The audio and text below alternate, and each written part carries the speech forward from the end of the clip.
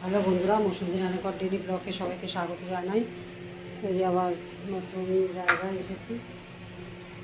তো আজকে সকালে ভাত হয়ে গেছে, ডাল হয়ে গেছে, এবার আলু আর সয়াবিন দিয়ে তরকারি করবো। ডিম চাপিয়ে দিয়েছি।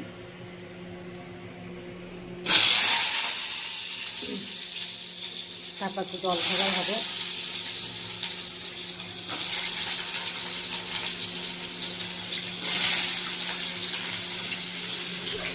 এখন বন্ধুরা আটা মাখা হয়ে গেছে।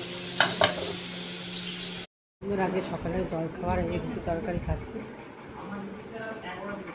ব্লগটা দেখতে থাকো বন্ধুরা। আজকে মাছের ডিম আর তেল সবজি চচ্চড়ি, ডিমের কারি, এখানে ডাল, আর এখানে হচ্ছে সয়াবিনের তরকারি।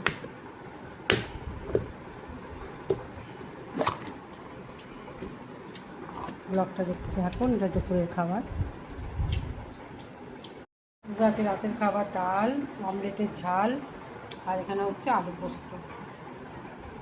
ব্লগটা কেমন লাগলো জানাবেন, লাইক সাবস্ক্রাইব করবে, সুস্থ থাকবেন, সকাল